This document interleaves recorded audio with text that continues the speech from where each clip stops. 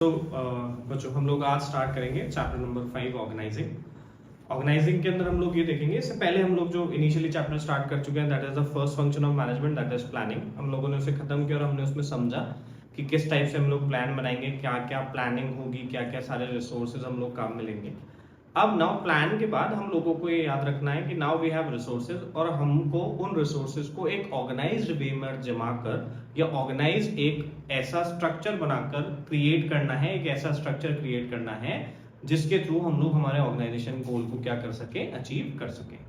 तो what is organising is all about organising. जैसे आप डायग्राम में देख रहे होंगे there are so many resources, but हमने उसको एक डायरेक्शन प्रोवाइड कर दी, एक वे प्रोवाइड कर दिया, उनको हमने क्या कर दिया, मैनेज कर दिया, ताकि हम लोग सारे रिसोर्सेज को एक इफेक्टिव वे में काम में ले सकें। हेनरी फ्योल ने उसके बारे में क्या बोला, to organise a business is to provide it with everything useful to it functioning. Organising का मतलब है बिजनेस को जो भी चाहिए वो उसको प्रोवाइड करना, whether it is raw material, machine, tool, capital, personal. This is known as, so organizing is a deliberate arrangement of resources to ensure maximum efficiency and unified action towards a specific goal. तो organising क्या है बेटा, organising है कि एक deliberate arrangement of function है, हमारे को डेलिब्रेटली करना पड़ता है ताकि हम मैक्सिमम एफिशिएंसी के साथ काम कर सके और हमारे सारे एफर्ट्स एक साथ आकर हमारे स्पेसिफिक गोल को क्या कर सके, अचीव कर सके। उसके बाद जब हम आगे बात करते हैं तो हमारे कौन कौन से ऑर्गेनाइजिंग का जो हमारा प्रोसेस है वो यहाँ पर आ जाता है। तो सबसे पहले ऑर्गेनाइजिंग में हम लोग क्या करते हैं, तो first part is identification and division of work. हम लोग पहले आइडेंटिफाई करते हैं क्या क्या हमारे पास काम है और फिर हम उसको डिवाइड कर देते हैं, ठीक है। और डिवाइड कर हम लोग क्या करते हैं, डिवाइड इसलिए करा जाता है ताकि डुप्लीकेशन ऑफ एफर्ट्स ना हो, ठीक है। जिसको भी टास्क दिया है उसको कोई और टास्क नहीं दिया जाए, उसको हमने स्पेशलाइज फिक्स कर दिया है कि भैया ये टास्क इस पर्सन को पर्टिकुलर करना है। सेकेंड हम लोग बात करते हैं डिपार्टमेंटलाइजेशन। अब सेम नेचर की जितनी भी एक्टिविटीज होगी उनको हम सेम ग्रुप के अंदर डाल देंगे और एक क्रिएट कर देंगे एक अलग से डिपार्टमेंट, ठीक है। So grouping similar job together forming a decoration committee and welcome committee, है ना। आगे बात करते हैं हम लोग असाइनमेंट ऑफ ड्यूटीज। अब हम लोगों ने क्या करा बेटा, मैचिंग स्पेसिफिक टास्क। अब जो भी टास्क है उसके मैचिंग पर्सन की इंडिविजुअल स्किल के अकॉर्डिंग ध्यान में रखते हुए हमने उनको टास्क क्या कर दिया, असाइन कर दिया, that is known as assignment of duty and that creates establishment of reporting relationship. और वहां से एक हायरार्की क्रिएट हो गई, ठीक है, कि जिसने भी टास्क जिसको असाइन करा है who will report to whom, तो ये मैनेजमेंट हायरार्की ऑटोमेटिकली क्या हो जाएगी, क्रिएट हो जाएगी। So creating a hierarchical structure clarifying who takes order from whom, कौन किससे ऑर्डर लेगा, कौन किसे ऑर्डर देगा। तो ये हमारा किसका प्रोसेस आता है बेटा, ऑर्गेनाइजिंग का प्रोसेस इंपॉर्टेंट पार्ट है। तो सबसे पहला स्टेप वापस हम लोग बात करते हैं identification and division of work. Second हमारा डिपार्टमेंटलाइजेशन, सेम नेचर के एक्टिविटीज को, सिमिलर टाइप के एक्टिविटीज को एक डिपार्टमेंट के अंदर ग्रुप कर देना। असाइनमेंट ऑफ ड्यूटीज, जो भी पर्सन जो भी ड्यूटी है उसको पर्सन की स्किल, बंदे के स्किल के अकॉर्डिंग उसको क्या कर देना, असाइन कर देना।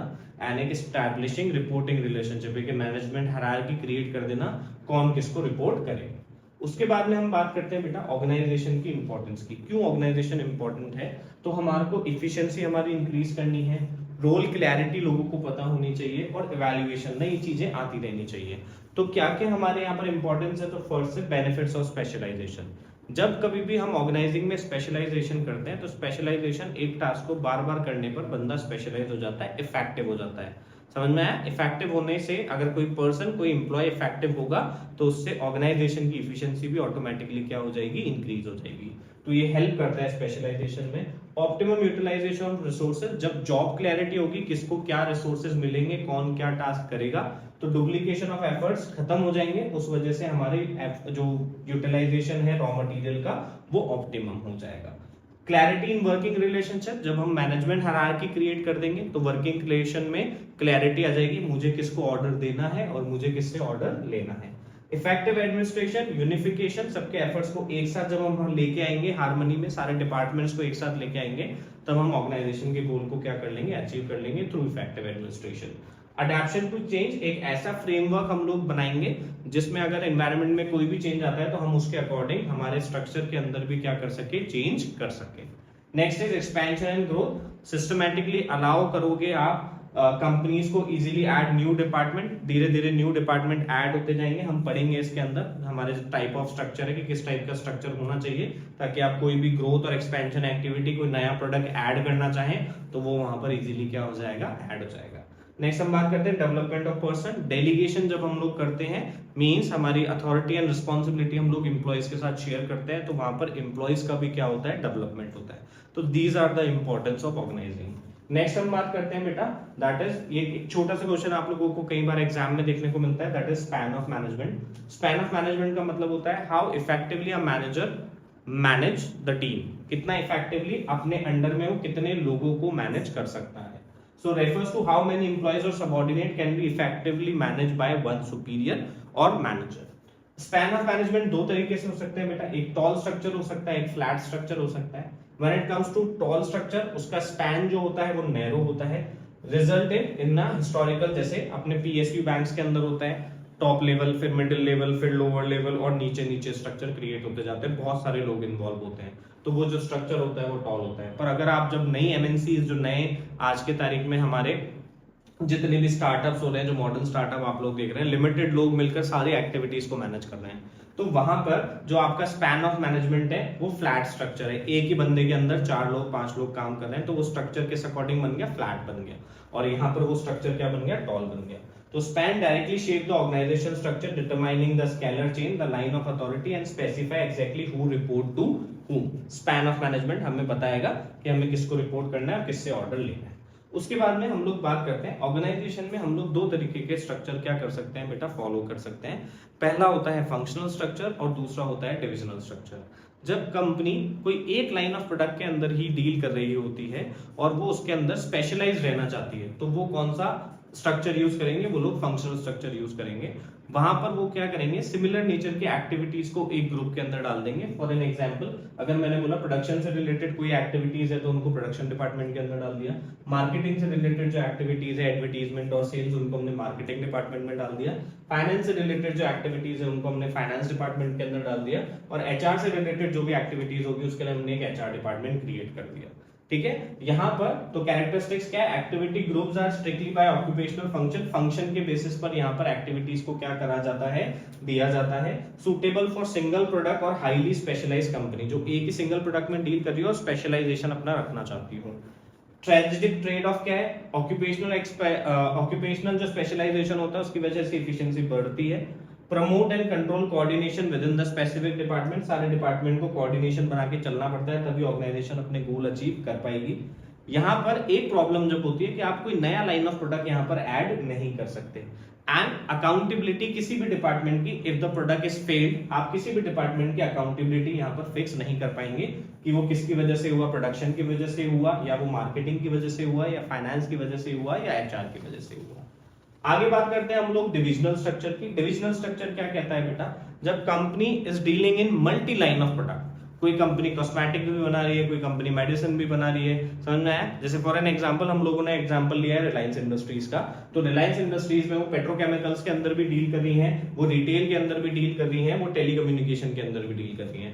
तो हमारे को क्या करना पड़ेगा, अब हम इनके प्रोडक्शन डिपार्टमेंट को एक साथ नहीं रख सकते, अलग प्रोडक्ट उसके डिपार्टमेंट सारे के सारे अलग, तो वो कहलाता है हमारा डिविजनल स्ट्रक्चर। ठीक है, तो अगर पेट्रोकेमिकल है तो उसका प्रोडक्शन अलग, सेल्स अलग, फाइनेंस अलग, रिटेल है तो प्रोडक्शन अलग, सेल्स अलग, फाइनेंस अलग, और टेलीकम्युनिकेशन है तो प्रोडक्शन है, सेल्स है, फाइनेंस अलग। इसके दो फायदे होते हैं, आप नया लाइन ऑफ प्रोडक्ट इनको डिस्टर्ब करे बिना ही ऐड कर सकते हैं, समझ में आ गया। और दूसरा है यहाँ पर आप किसी भी प्रोडक्ट की फेलियर पे उनकी अकाउंटेबिलिटी फिक्स कर सकते हैं कि अगर पेट्रोकेमिकल्स नहीं चल रहा है तो बंद कर दीजिए, या रिटेल हमारे को प्रॉफिट नहीं दे रहा है तो बंद कर सकते हैं, या टेलीकम्युनिकेशन हमें प्रॉफिट नहीं दे रहा तो हम उसे बंद कर सकते हैं। तो यहाँ पर डिपार्टमेंट जो प्रोडक्ट के अकॉर्डिंग है उसके अकॉर्डिंग अकाउंटेबिलिटी क्या हो जाएगी, फिक्स हो जाएगी। पर यहाँ के एक नेगेटिव इंपैक्ट भी है कि हमारी कॉस्ट जो है वो अननेसेसरी बहुत ज्यादा इंक्रीज हो जाती है, समझ में आ गया। क्योंकि यहाँ पर क्या होगा, हर डिपार्टमेंट अलग बनाना पड़ेगा, हर डिपार्टमेंट के लिए रिसोर्सेज अलग होंगे, एम्प्लॉयज अलग होंगे, मशीनरीज अलग होंगी, तो उनकी कॉस्ट भी मल्टीफोल्ड हो जाएगी। When it comes to, हम देखेंगे कि यहाँ पर जो हमारे एफर्ट्स हैं वो अलग अलग एफर्ट्स क्या हैं, डुप्लीकेशन में आ रहे हैं। प्रोडक्शन वाला वही यहाँ पे काम कर रहा है, यहाँ पर कर रहा है, तो यहाँ पर एफर्ट्स क्या हो जाते हैं, डुप्लीकेशन में आ जाते हैं, क्योंकि प्रोडक्ट्स क्या है, अलग अलग है।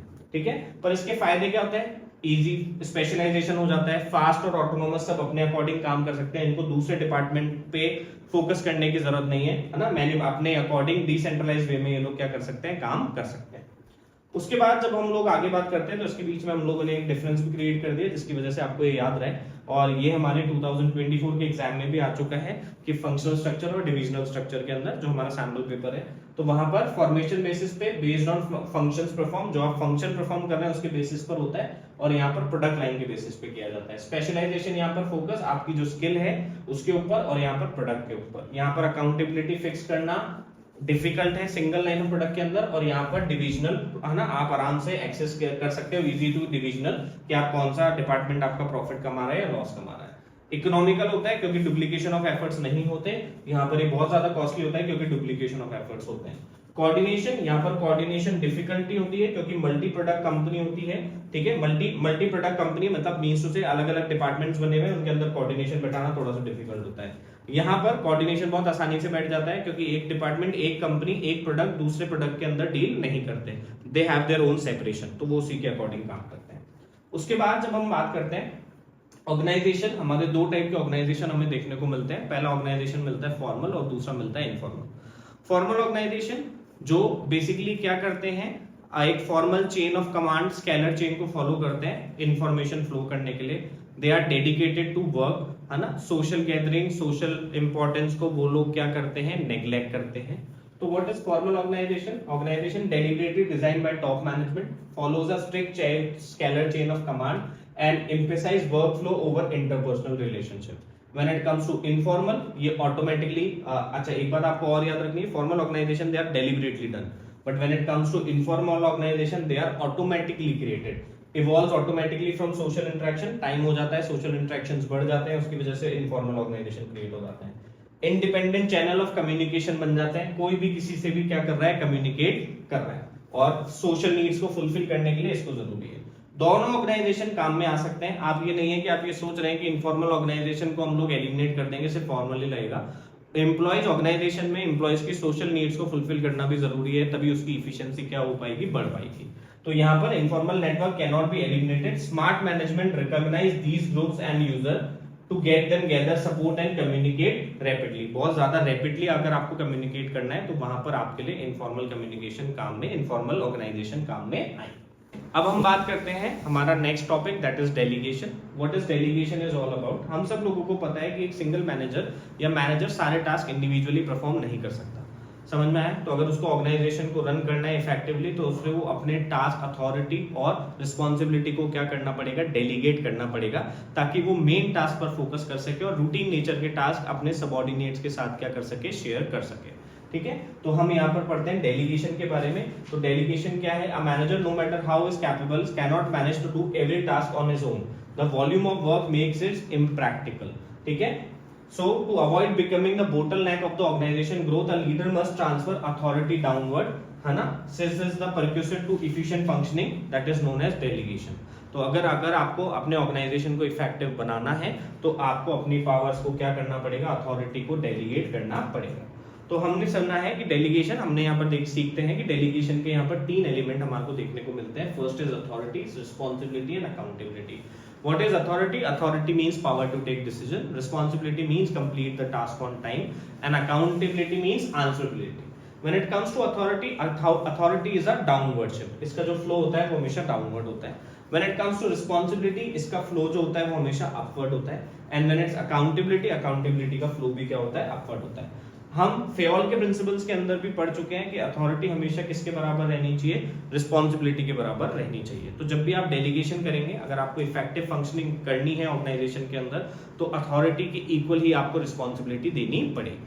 ठीक है, इनके फ्लोज आपको याद रखने हैं, ये डाउनवर्ड फ्लो होता है, ये अपवर्ड फ्लो होता है। Accountability is the answerability for the output. अगर किसी इंप्लॉय को, अगर आपको ये लगता है व्हाट इज अकाउंटेबिलिटी, अकाउंटेबिलिटी का मतलब है suppose for a worker x है और मैं उसका मैनेजर हूँ, मुझे कुछ पर्सनल इश्यूज है, मैंने उसको कुछ टास्क दे दिया जो मुझे लगता है कि वो कंप्लीट नहीं कर पाएगा। ठीक है, पर अगर वो टास्क कंप्लीट नहीं कर पाया तो उसके लिए अकाउंटेबल वो भी है और अकाउंटेबल मैं भी हूँ।